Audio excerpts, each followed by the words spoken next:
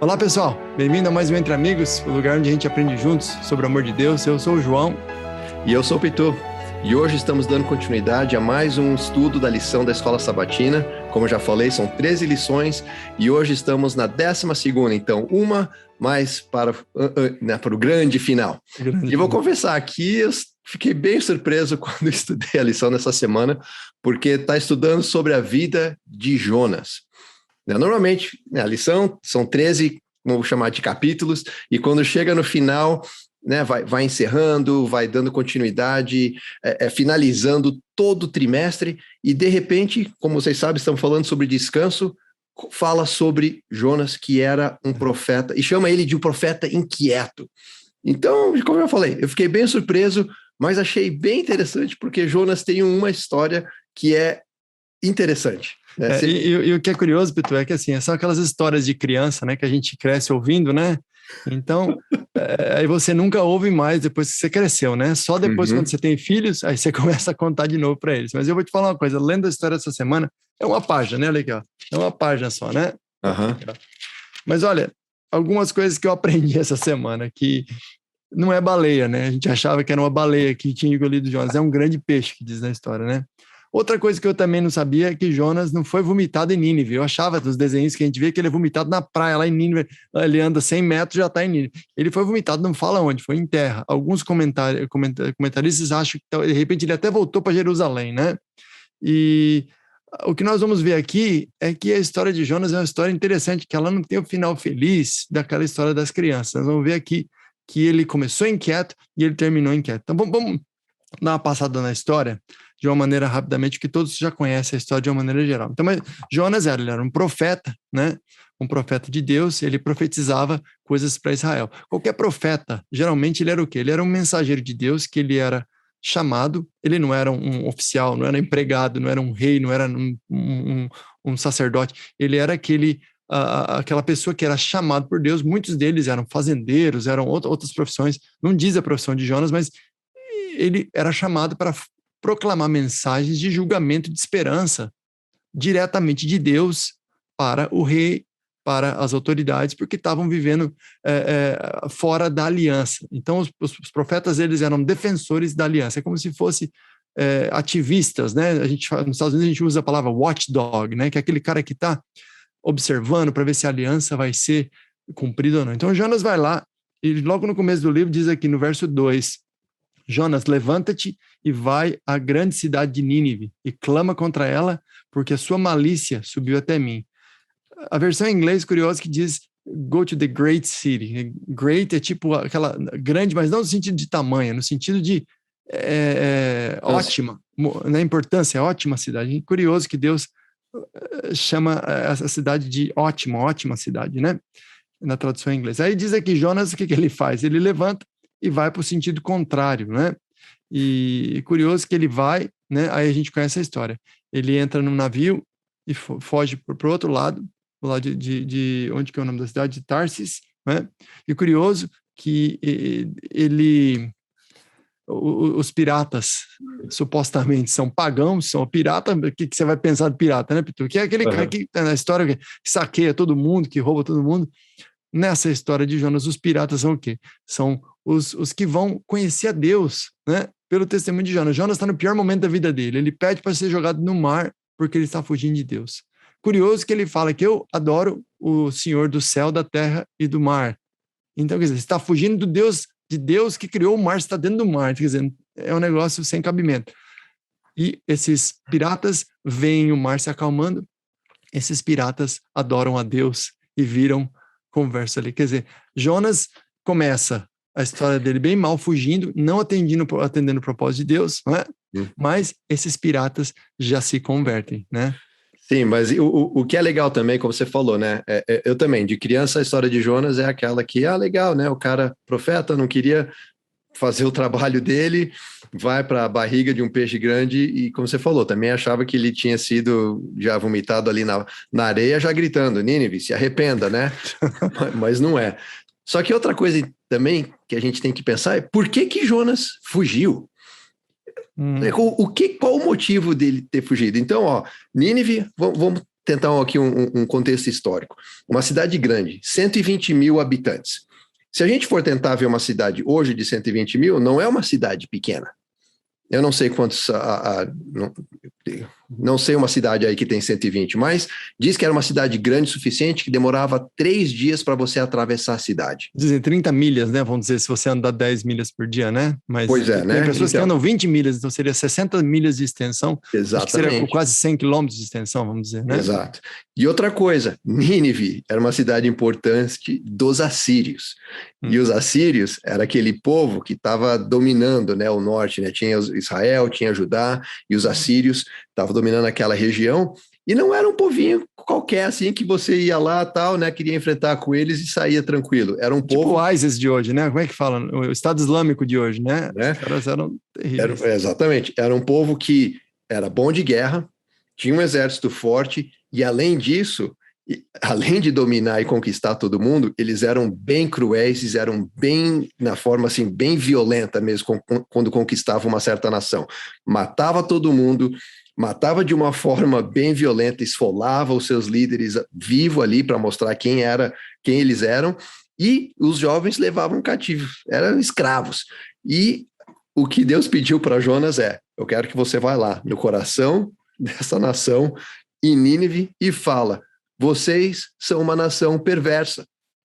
Que todo mundo já sabia, facinho, né? É fácil, então fica fácil a gente entender por que ele fugiu.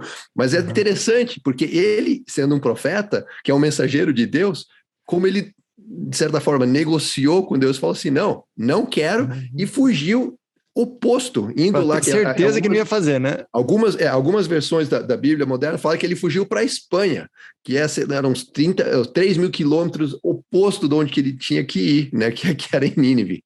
E curioso, Pitu, é que ele além de longe, ele ia ter o risco de poderia ter sido morto, porque você está indo falar uma coisa para um povo desse que matava as pessoas por muito menos, né? Já te matei por muito menos, já matei gente por muito menos, entendeu?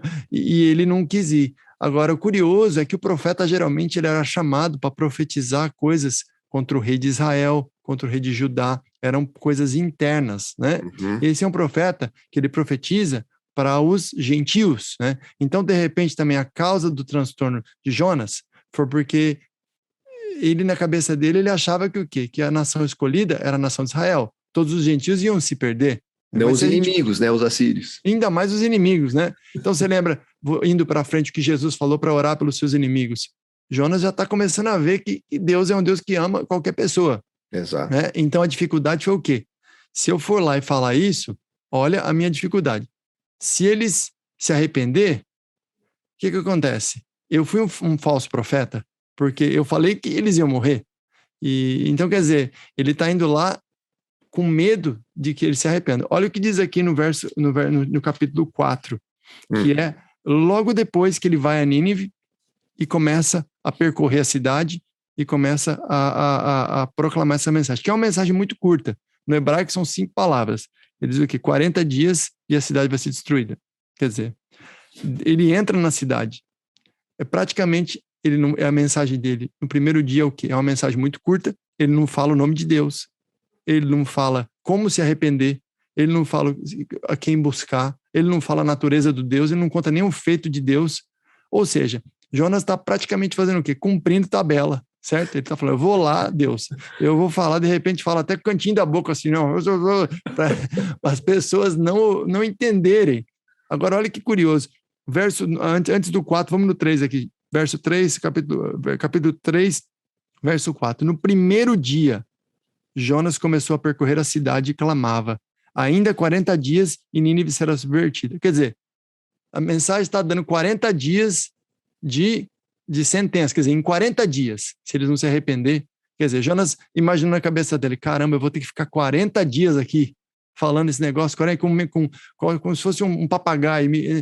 Mas olha o que acontece, no primeiro dia, Pitu, olha aqui o verso seguinte, vou repetir para dar a sequência. No primeiro dia, Jonas começou a clamar e percorrer a cidade e clamava, ainda 40 dias e Nínive será destruída, será subvertida.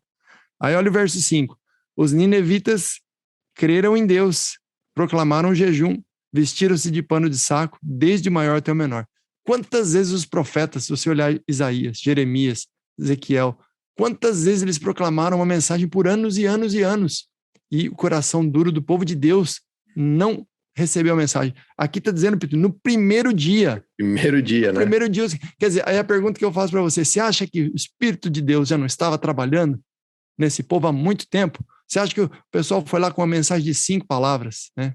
Quer dizer, Deus já estava trabalhando, entendeu? E Jonas ficou surpreso, né? Exato. Agora, voltando àquela pergunta sua, por que o profeta ficou inquieto? Né? Exato. E olha só, como você falou, né? Talvez o Espírito Santo já estava trabalhando no povo de Nínive e, de certa forma, Jonas ainda estava com o coração endurecido.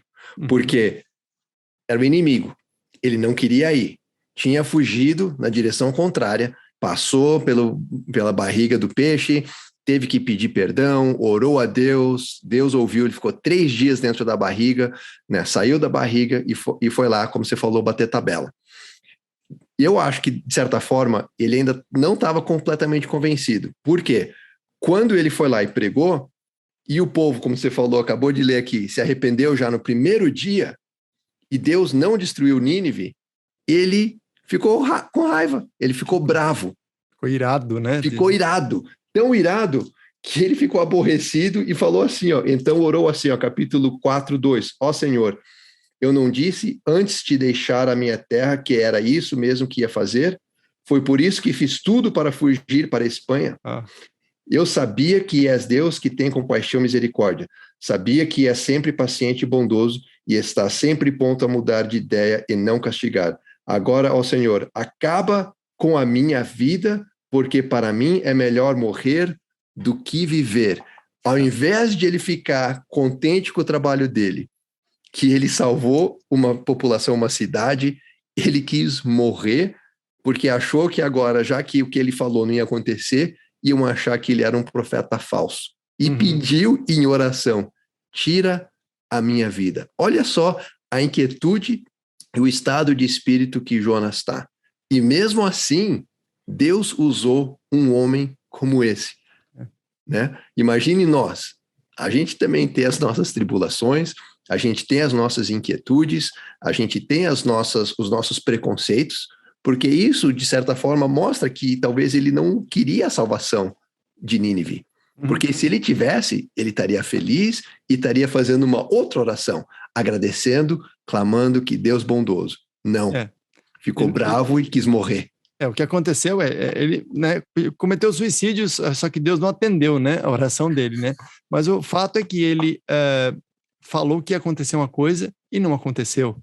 Então ele estava preocupado com a fama dele, de agora ele era um falso profeta. Mas na verdade, Deus colocava essas profecias de uma maneira condicional, entendeu? Então é a mesma coisa de eu dizer para você, Pitu, você tá tomando sorvete, você tá comendo muito batata frita, você vai morrer, entendeu? Vai ter um infarto. Mas se você parar e cuidar da sua saúde, isso não vai acontecer. Então a profecia não é que Deus se arrependeu e mudou de ideia. É que Deus estava dizendo para eles, se arrependam e mudem, voltem para mim que vocês vão ter vida. E foi o que aconteceu, uma profecia condicional. Agora Jonas estava preocupado com a fama dele de profeta. É que nem aquela história do endemoniado em Decápolis, que Jesus curou e mandou a legião de demônios para os porcos. Né? E os porcos, 2.000 porcos caíram e morreram afogados. E o pessoal enxotou Jesus de lá. Por quê? Porque tem um prejuízo de 2.000 porcos, em vez de você ver uma vida humana que foi salva, resgatada, né? Então, no caso de Jonas, o que mais me surpreendeu, Pitu, é que se você ler a história até o fim, você vai ver que ela termina com Deus discutindo e tentando argumentar com Jonas, porque depois que acontece?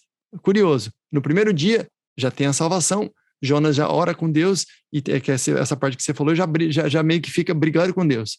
Quer dizer, na cabeça de Jonas, imagine, bom, ele não destruiu hoje, mas tem 39 dias, esse pessoal pode mudar de ideia. Quer dizer, Jonas faz o quê? Sobe na montanha, fica lá, debaixo de um sol do caramba, num sol de Califórnia, de 40 graus, esperando, olhando a cidade de baixo, que não, ela vai ser destruída. Não, eles vão vacilar, eles vão bobear. E ele fica ali, aí Deus ainda tem a misericórdia de fazer uma planta crescer para ele, certo? Para dar sombra para ele. E é uma história até cômica, porque no segundo dia vai lá uma lagarta, come a planta cai, Jonas fica bravo de novo e começa a brigar com Deus. E a história termina como? Deus dizendo para ele: Jonas, você não está bravo que essa planta morreu? Nem foi você que fez ela crescer, você morreu. Agora imagine o povo de Nínive, que fui eu que criei. Tem 120 mil almas lá que não conseguem discernir o certo do errado. Entendeu? Alguns comentaristas até dizem, Pitu, que isso pode ser uma referência a crianças. 120 mil crianças que os pais estão criando errado. Entendeu? Então, quer dizer, pode ser uma cidade de 600 mil, 700 mil. Você acha que eu não vou ter misericórdia dessa grande cidade? Então, grande no sentido de essa ótima cidade, né? E a história termina assim. Aí você me fala, Jonas começou a história inquieto, começou a história brigando com Deus, terminou a história brigando com Deus. Exato. Agora, a pergunta que a gente tem é, o que isso quer dizer para nós hoje, né, Pitu? Exatamente, né? Porque a inquietude dele, e a gente vem estudando o descanso. Uhum. E por quê? E como eu falei no início, eu fiquei muito surpreso no final da lição, falando sobre um profeta que estava inquieto. Então, o que a gente pode aprender com isso? Como eu falei, a gente tem uma vida inquieta, a gente está tentando buscar a paz. E mesmo quando a gente acha que não tem que ser, a gente está lutando contra Deus, não quer ir, ele pode pedir para a gente, né? A gente tem a nossa Nínive na minha vida, com certeza. Eu não quero fazer certas coisas. Claro que Deus não me manda, eu não vou fugir num peixe, não vou fugir num barco e acabar na barriga de um peixe, né? Não, isso não vai acontecer com a gente. Mas essa história mostra que hoje a gente também tem as nossas inquietudes e mesmo a gente lutando contra, Deus ainda pode usar a nossa vida. E a gente pode aprender com Jonas como buscar a paz e entender que Deus tem um objetivo maior. E também que a gente tem que amar a todo mundo. Não sou eu para julgar. Né? Porque, com essa inquietude dele de ficar lá em cima, ok, eu faço a minha parte aqui, porque senão não tem jeito, não tenho como fugir, mas esse povo vai ser destruído, né? E acho que a inquietação do crente, Pitu, é você ver uma outra pessoa sendo salvo, mas não dos métodos que você usa. Então, por exemplo, aquele que é mais conservador, ele acha que a música só pode ter órgão. Então, se tem uma igreja com bateria e está trazendo pessoas, fica bravo. O cara da igreja da bateria não se conforma, como tem gente que aceita aquela igreja mais conservadora que só toca hino, né? E a verdade é o quê? Deus, cara, ele tá o negócio de Deus é salvar pessoas, não é? Não importa como as pessoas serão salvas, não importa que elas são salvas, não é? Então, eu e você temos o nosso jeito de pensar, o nosso background, a nossa cultura, entendeu? Para nós é de um jeito, entendeu? Aqui na Califórnia, você já deve ter ido em igrejas de negros. É diferente do jeito que eles adoram a Deus, entendeu? Exato. Tem mais ritmo, entendeu? É diferente de um background que foi criado mais com hino, com coisa que você... Mas qual que é a mensagem? A mensagem é a seguinte: abra a cabeça para ver as maravilhas que Deus está fazendo, porque Deus vai, como você disse, ele vai salvar a Nínive com Jonas ou sem Jonas. Se precisar, ele mandaria até a lagarta que comeu a árvore lá, ou até tiraria o peixe do rio e mandaria ele lá. Quer dizer, Deus quer salvar todo mundo. Então, se tem, de repente, alguém na sua igreja que caiu e você conhece pessoalmente, entendeu? E você sabe a história, a pessoa te machucou, te traiu, aí depois, um ano depois, a pessoa está perdoada, está restituída, está lá pregando, e está salvando, ajudando a aproximar as pessoas, você vai ficar lá, essa pessoa eu sei que isso, que aquilo. Não, entendeu? Então, essa inquietude vem de o quê? A gente não submete nossos planos aos planos de Deus, né?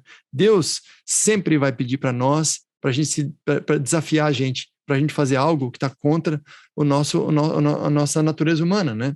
E se você ver, eu queria até de repente terminar aqui, olha, se olhar Paulo foi o que levou o evangelho aos cristãos. Ele tinha na época dele pessoas que estavam pregando o evangelho com motivos que não eram os mais genuínos. E ele escreve sobre isso em Filipenses. De repente a gente pode terminar até aqui, ó, em Filipenses 1, de 15 a 18. Olha o que Paulo diz. Ó. É verdade que alguns pregam Cristo por inveja e rivalidade, mas outros fazem de boa vontade. Olha, está dizendo que tem pessoas que pregam sobre Jesus para ser rival, com inveja, querendo se promover. Verso 16, estes os fazem por amor, esses que fazem de boa vontade, né? Esses os fazem por amor, sabendo que aqui me encontro para a defesa do evangelho. Aqueles que pregam Cristo por ambição egoísta, sem sinceridade, pensando que podem causar sofrimento enquanto estou preso. Mas o que importa? O importante é que, de qualquer forma, sejam por motivos falsos ou verdadeiros, Cristo está sendo pregado, por isso me alegro. Olha a maturidade de um cara desse.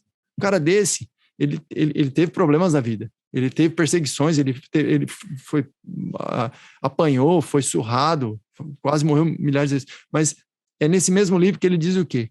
Posso tudo naquele que me fortalece. Por quê? Porque essa maturidade de que o trabalho maior não é o meu e o teu, Pitu. O trabalho maior é salvar almas para o reino, né?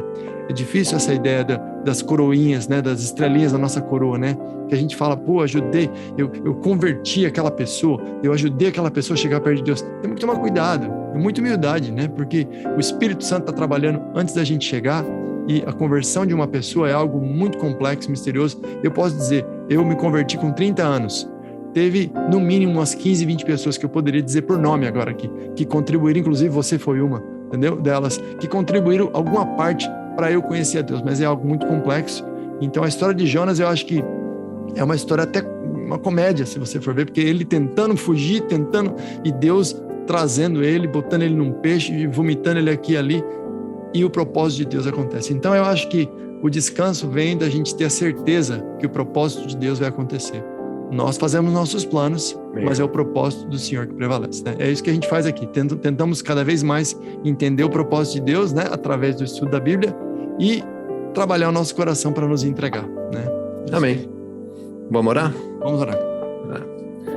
Bondoso Pai, muito obrigado pelo exemplo de Jonas, muito obrigado pela lição e que através do exemplo dele a gente pode entender que mesmo tendo inquietude de nós, através de Ti a gente pode encontrar paz.